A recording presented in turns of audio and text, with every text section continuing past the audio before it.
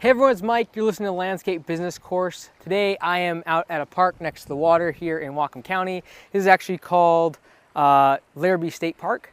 And so I wanted to shoot this a little bit differently outside the studio today and just answer some of your questions. So on my way here, about 30 minutes ago, I just posted if anyone had any questions. So I'm just taking these questions today from Landscape Business Course, the group.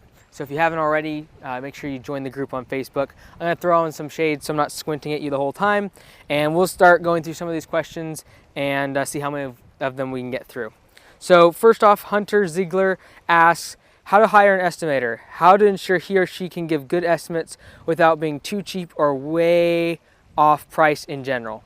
So the first thing I would say is you wanna make it to where if you're having an estimator, hiring an estimator, that you've made it as simple as possible for them.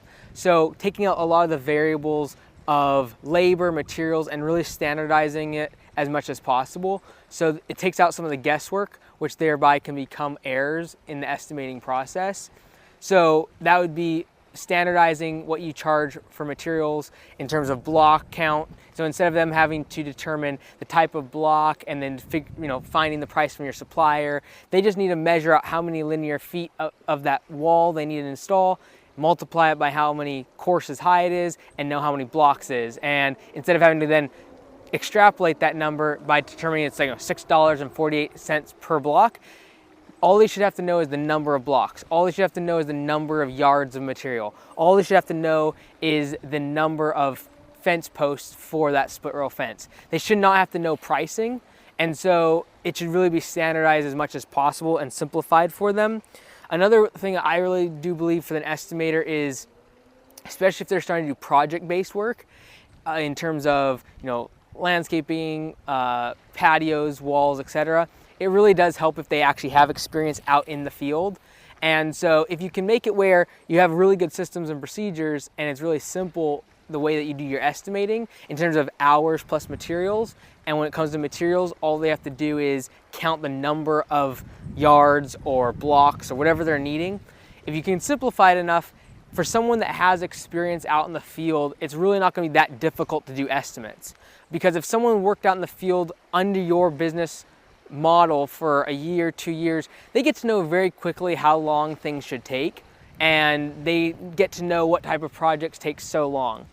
And so I'd really just encourage you, if you're looking for an estimator, have them work for you as a project manager for at least a year or two before you actually step them into the role of estimator. Because after a year or two, a good field worker, even if they're not even a project manager, a good field worker will get to know pretty quickly. They'll be able to look at a job site and be like, oh, that should take 5 hours, or that should take another day.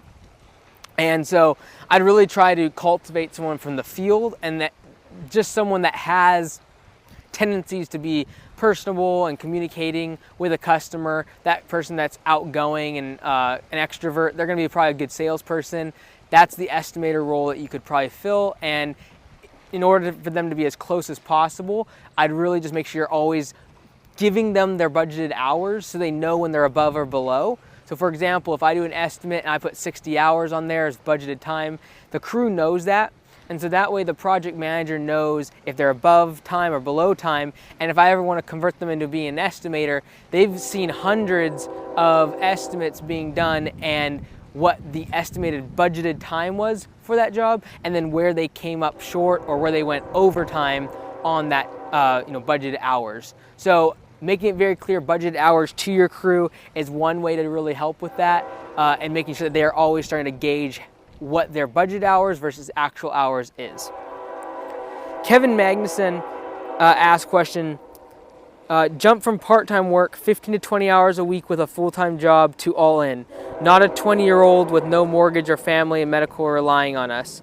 First year, and me and my partner already billed out $30,000. Best advice. So I'm just looking. So it looks like you don't have a mortgage and you don't have medical family and things relying on you by the sounds of this question. And so it looks like you're going from like part-time job to full-time job. So that's what I did my first year, is I was working part-time at a gym as a trainer, and then I was starting Augusta Lawn Care. And once I hit about that first year, I did $28,000 in revenue doing it part-time.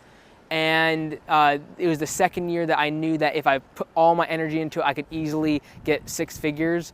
And so that second year when I went full-time is when we did $190,000 in revenue. And so that's really your first big jump in your business, is when you go from part-time to full-time, just because you can allocate so much more time and just mental energy to focusing on the business instead of your part-time job and scheduling with that and everything. And so I'd really recommend, if you're looking for a part-time job and you're about to start your business, look for a part-time job that it's maybe like a teller or a checkout person, where there's going to be like spaces of time you could actually do something else, and that in that time you could be balancing your checkbook, you could be sending emails to a customer. Like if you're gonna get, it's probably gonna be a minimum wage type of job, but it at least will be something that you can still stay in contact with your business, and that's one way to transition away from full-time employee to being running your business full-time. But I know what it's like to be in that position, and I would say in terms of advice, I would just scale back your expenses as much as possible, because you'll be able to jump from part-time employee to full-time business owner sooner, as the sooner you can bring your expenses down. So if you can bring your expenses down to $1,000 a month, you can make that jump to being a full-time business owner pretty quickly. And especially in lawn care landscaping, $1,000 a month isn't super unachievable if you're a solo operator. And so I'd really be looking at what your minimum expenses can be, and from that basing when you make the jump to full-time. Next question comes from Will Vanderhoven. How do your systems work regarding employee performance, workplace culture? So in terms of employee performance, we keep track of what we call yellow slips, which is basically complaints or callbacks, as well as anything that they damage of the companies or on the property of the clients. So we call those damage cases. So we keep track of those things in their employee profile, and they know we do. And then on an annual basis, we have an annual review where they're gonna see their employee profile. We also keep track of if they're late or unexcused absence, or they ask to be off 30 minutes before they're supposed to be at work. Those things are all kept track in their employee record, and then on an annual basis, that's looked at. And in that same annual review is also when we talk about compensation. So if their employee profile doesn't look good because they had a bunch of yellow slips, they had callbacks, they had damage cases, they broke a bunch of stuff and dented trucks and things like that, we keep track of those damage cases, what those dollar amounts were. So if they broke something on the truck and it costed say $700, $800 to fix, then that's gonna be in their employee profile. And if at the end of the year they had $3,000, $4,000 worth of damages and 5 or 6 callbacks, and they had 2 or 3, they were late by a couple minutes a few times, that's gonna be something to really look at when they start asking for a raise or more compensations. Like, look, these things need to be improved, and these are the key performance indicators that will lead to a raise or becoming a project manager or somehow getting higher in the organization. So in terms of tracking those things and creating systems around that, that's what I'd be looking to do. And in terms of more of a less tactical, less numeric way of keeping track of it, in terms of culture, I'd be looking at how many times you can give away compliments. So it's very easy to, when we're dealing with lower wage employees or labor type employees that are new and don't have a lot of experience, it's very easy to get pretty negative because they're breaking things, they don't know how to do certain things. You're always trying to train them. It can be pretty frustrating.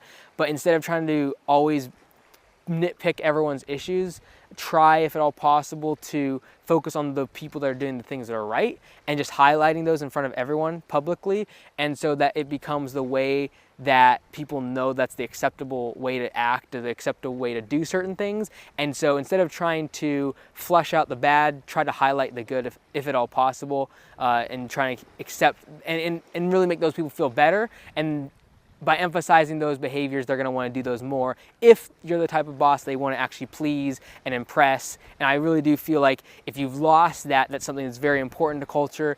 If your employees don't want to impress you, if they don't want to make you look good and they don't want to look good in front of you, there's a certain portion of respect or advantage that you've sort of lost. And so if you have that, giving out compliments is a great way to compliment the behavior that's positive and then reinforce those individuals, but also make it clear that not doing those things is not acceptable. And so there's been times when I want to lay into someone, or I want to get mad at people for doing a certain thing, but what I'll try to do is focus on the one person that didn't do it or did something positive in the opposite direction. And so, for example, several months ago, yellow slips, when people get complaints, they have to go back to the client's house. And what we found is that some people would be really negative and trying to give excuses, and that kept happening several times. And I was getting frustrated that people would just give excuses so quickly when a customer is complaining.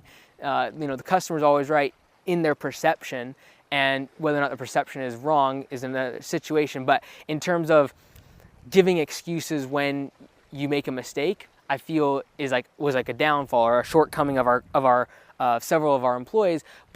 And I wanted to lay into that, but instead what I did is I focused on the one individual that had a yellow slip and owned it, even though someone else was on the property, and even else he could have probably blamed someone else that they were doing the work or something like that, or the people that were at the project beforehand, but he just owned it, took ownership, went back to the client, spoke with them, fixed the issue. And so instead of railing on everyone that didn't do that, I tried to highlight that behavior and make it clear that making excuses was not acceptable, and I didn't have to go and nitpick the individuals that had not fell in accordance with that wish. So Ezra asked a question, kind of running low on my battery for my microphone, so we'll see how far we can go here. Sorry if I don't get to everyone's question, but Ezra Payment asks, break down the net profit margins in each area like mowing and trimming versus irrigation projects as to what you've seen the averages are kind of across the board. So this is a good question. This is a very hard question because if someone is very focused on, say, mowing, and that's their business model, they'll usually have a much, much better profit margin because that's what they're focused on. What I'm going to talk about right now, I think, is kind of assume that you're doing like $1 million in revenue and you're kind of doing mowing, you're doing projects, you're doing irrigation, you're doing a bunch of different things. So I'll give you some of the net margins that I've seen pretty typical in the industry. So a good business that is doing mowing, 5 to 10% net margin is what I've seen. It's a pretty low margin business, and that's why people either lose money on it or barely make a little bit. It's one of those things that's all about efficiency. It's all about the pennies and the nickels and the dimes that you make on each job. And so, for a business that has is doing $1 million plus in revenue, 5 to 10% in net profit margin for mowing is pretty typical. And if they're focused just on mowing, that can be 10 to 20%. But in general, 5 to 10% is what I see for mowing. 10 to 20% is what I see for project-based work. And then 20 to 25% is usually what I see for property cleanups. And then 25 to 35% is what I see for fertilizations, spraying, and irrigation. So those are the highest profit margin businesses or sectors and services, but most of the time you need someone's mowing, the low profit stuff, to get the property cleanups, to get the projects, to get the spraying, and to get the fertilization. And so it's not to say that you shouldn't do mowing, you should just focus on spraying and fertilization, although some people have done that and have a great business model around that. But it is to say that you want to focus on add-on services and cleanups and the fertilizations if you have a solid mowing company. And so that being said, I've seen companies that have fertilization companies and have 50 plus margins, and that's because that's what they focus on. They just do that. I've seen companies that do mowing and make 20, 25% on just mowing, but all their crews are very efficient on it. They're being paid based upon performance, and they know their routes, and it's all down to a very specific system that they have for mowing alone. When you start adding in irrigation and property cleanups and projects, and you start cross-training, you have multiple layers of management, which adds overhead, which thereby drives your net profit margin down. That's when you start to see those lower numbers of net profit margin. So that being said, the easiest work to get is mowing. So I'd look at that as your gateway drug, get them in the door, and then try to upsell them to property cleanups, fertilizations, and those higher margin services.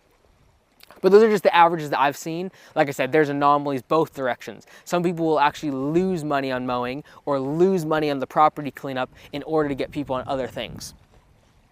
There's a loss leader. Jason Askins asks, what does the structure of your company look like at certain milestones? 25K, 500K, 7K, got it. So 25 to a million. Okay, so you asked for 4 different milestones. At 250K, I see that being a point where you need to have someone in the office. And so that's usually when you have yourself and a couple employees. And for you to get the next level and have a second or third crew, having start getting part-time office work is really important, I feel, so you can focus on managing the projects and then estimates and sales. And so if you look back at the last video I made about office staff, that's something that you might want to watch at the $250,000 marker. At $500,000, that's when you really need to start thinking about getting out of the field.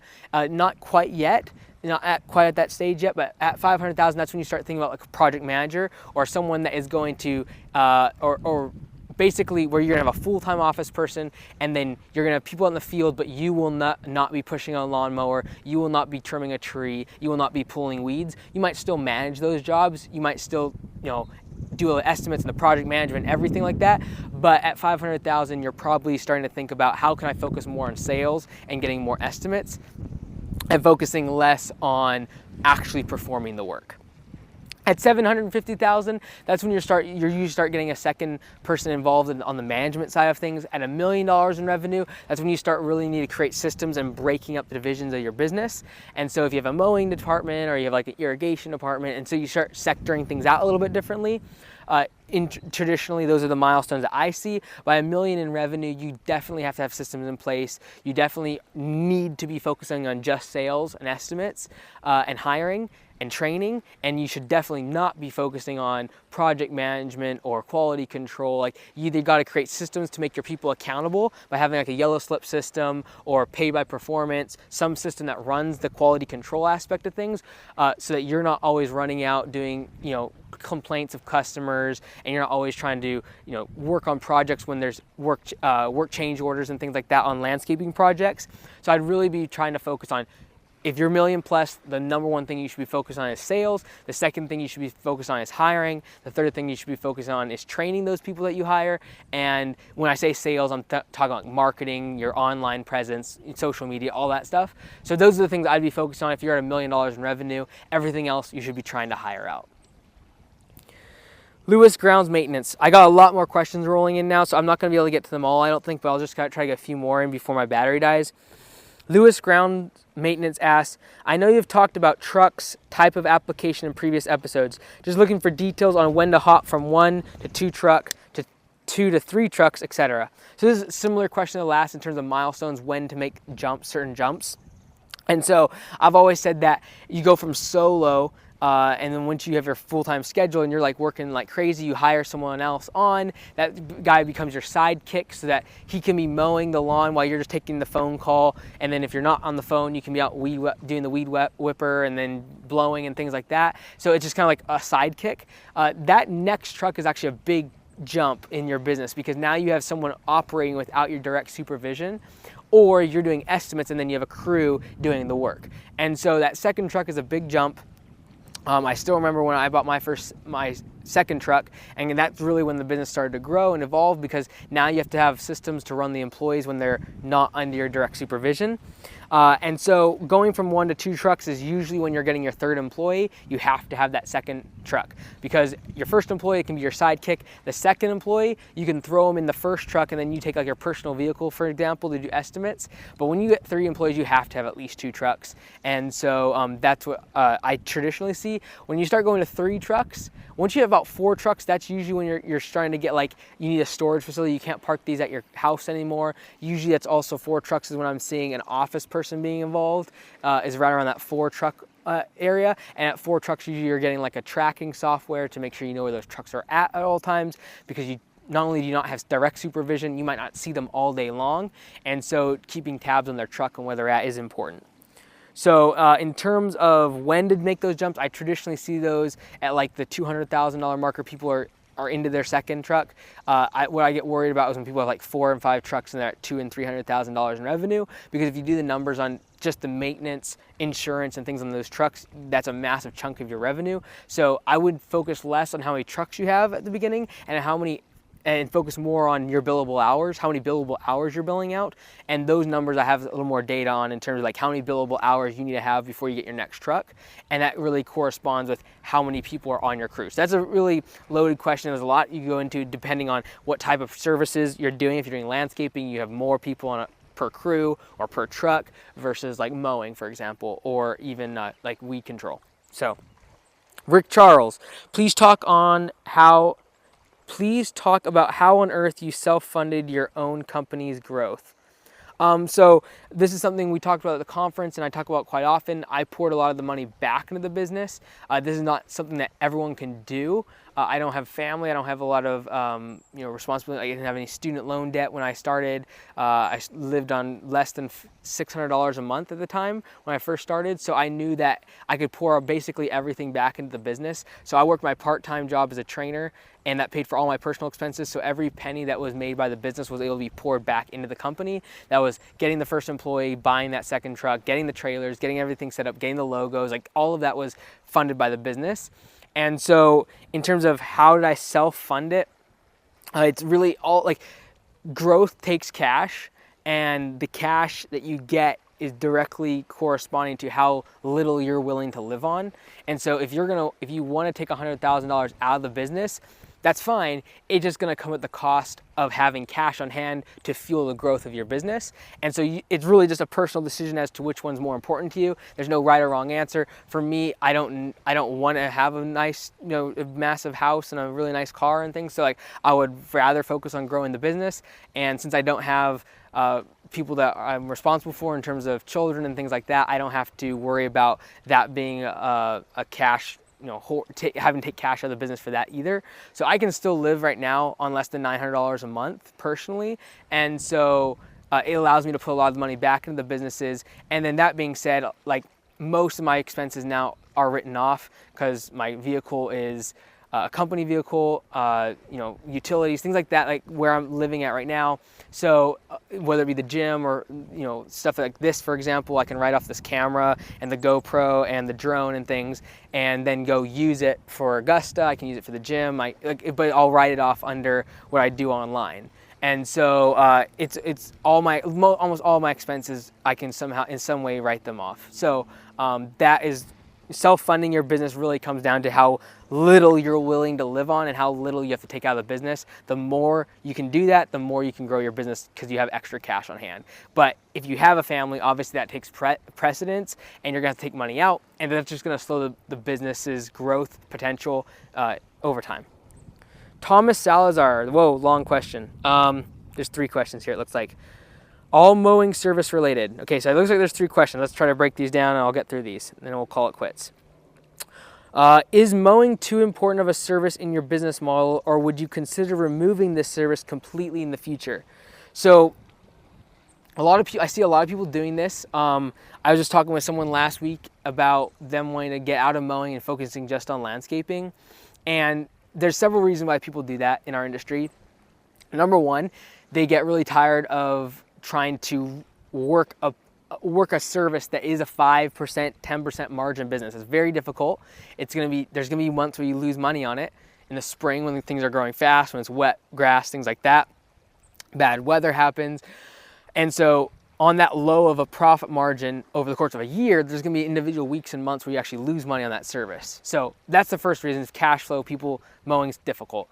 Second reason is complaints are a lot more frequent, because you'll do 100, 200 properties, 300 properties in a week, and the chance of getting a couple complaints on that is a lot higher than if you do 2 or 3 landscaping jobs and you're able to manage them all.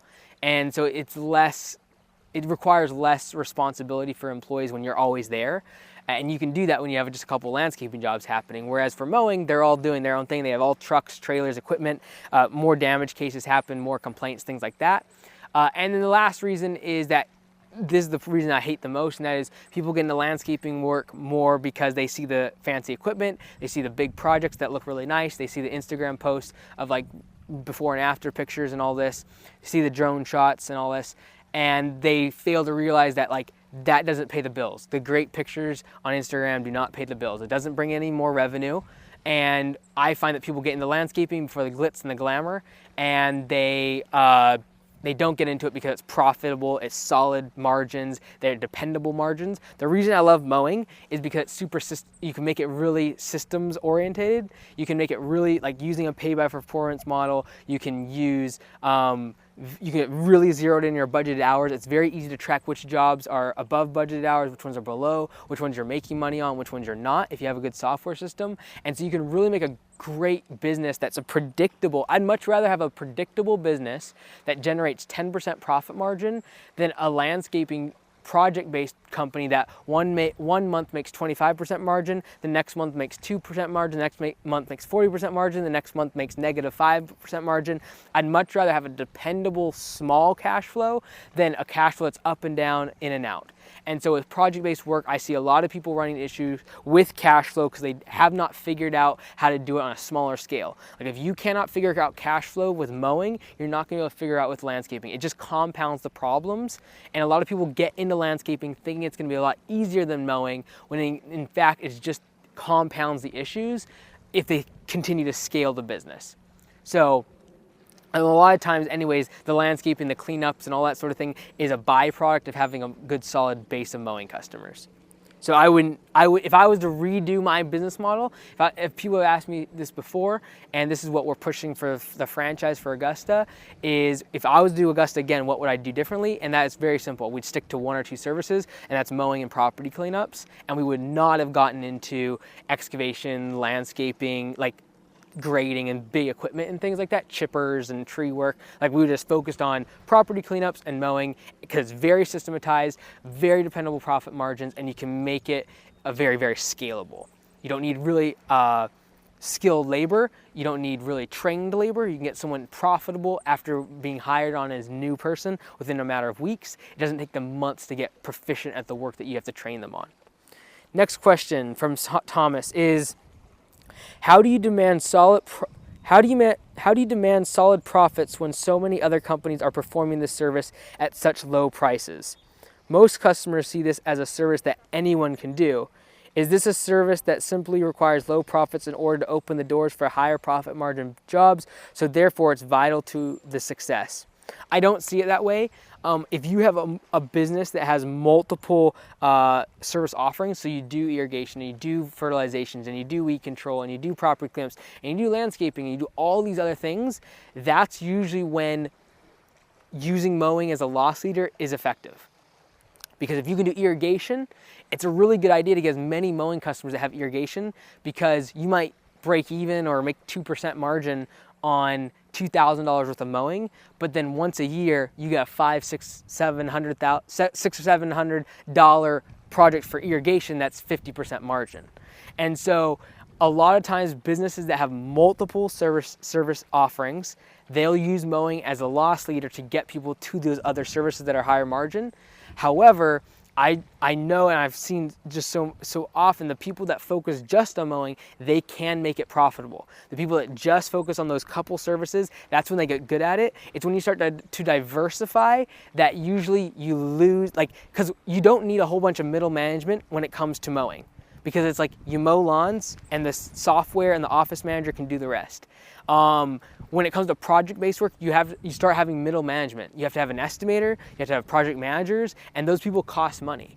And so because of that, it's harder to scale and it's harder to make that a repeatable profit margin. Whereas with mowing, if it's done right, you're able to have a smaller profit margin, perhaps maybe not as glitzy or glamoury, but like lower overhead, because you don't have to have middle management, and the people that you're hiring for those positions are going to be less dollars per hour, and they're going to be easier to find than someone that has to be able to build a retaining wall, able to operate an excavator, able to do an estimate. And so I'd highly encourage you, if you're doing, there's no right or wrong. It's like if you're going to be multiple services and you're going to offer like irrigation and fertilization, like you want to push people towards that are in mowing. But you got to realize that if you're going to offer, project-based work, you're going to have middle management that's going to be overhead, and therefore is going to reduce your net margin overall, and it's going to affect your mowing. So it's really, there's no right or wrong. It's what your business model is. But if you have mowing and you know it's low profit margin, you want to push people towards the services that you offer otherwise that are high profit margin.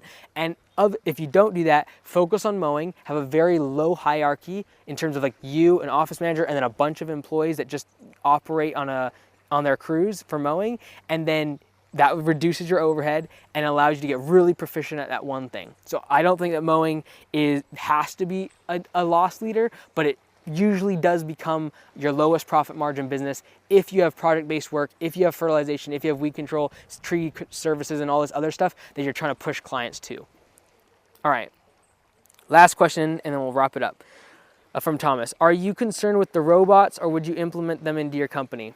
Thanks for all you do. Okay, so Thomas, last question about robots for mowing. So I think robots are a good 10 plus years away from actually affecting a lot of our businesses, simply because the technology still hasn't caught up. Not only the technology, but the cost of that technology. If once those robots become $300-400, it's gonna become really interesting. Right now they're still $1,500 plus for a decent one, like 2,000 plus.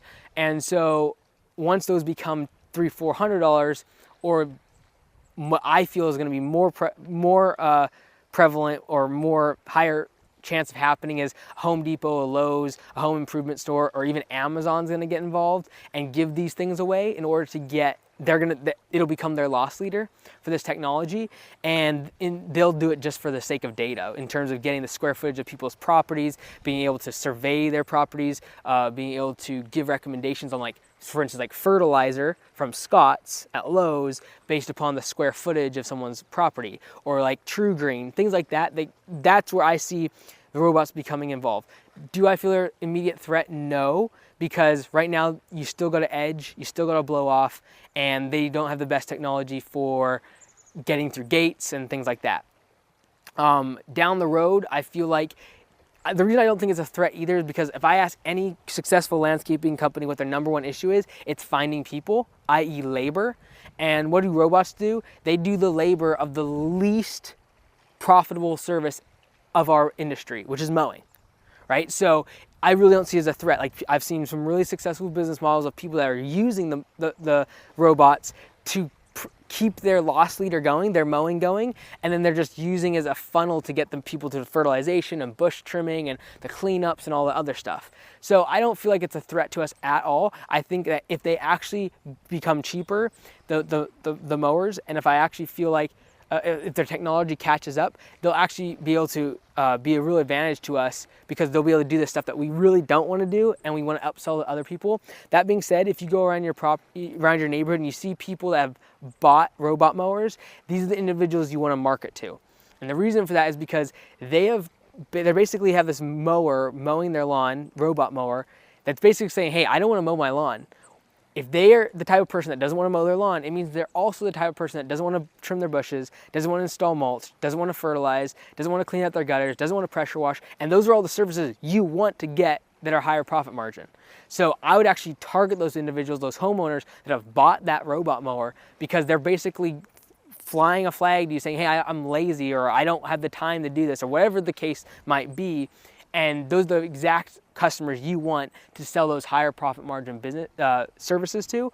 But I just don't see it scaling right now, because it doesn't. You still got to edge the lawn, you still got to blow it off. And for companies like Robin that have really tried to use this as a tech platform to scale it out, the problem I see with that is the companies that are giving them these robots for 0%. Like right now, if you're not familiar, Robin is a company that is using these robot mowers and then getting contractors to do the edging and the blowing, and then they're selling at a mass, from a tech standpoint, these mowing services. The problem with it is that the reason they're getting these mowers for free from the manufacturers is because the manufacturers know that they're going to end up selling these robot mowers to the customer. Like, the customer of these manufacturers is the customer of these contractors and of Robin. So I think that as the cost of these robots goes down, Robin's gonna actually be in danger, because the homeowner will just realize that they can just go get the robot mower themselves for $300 instead of paying Robin $17 per week.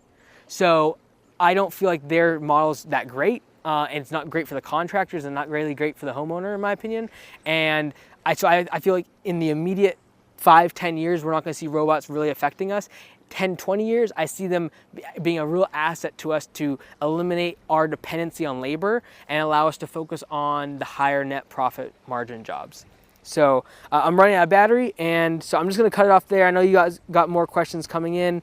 I'll try to get to those maybe on another video. Hopefully this was kind of cool. You'll see here around. I'll throw my drone up hopefully here and get you some footage of what's going on around here. But thanks so much. And if you haven't already, make sure you join us at the conference next year. So 2020 in January, it's going to be here in Bellingham, which it's not going to be this nice because it's going to be in January, but it is going to be here that we're having the conference. in January. So if you haven't already, go to landscapebusinesscourse.com/conference. Sign up today, sign up your project managers, your office staff. We're gonna bring a lot of value for all of them, and I look forward to seeing you there. Thanks so much.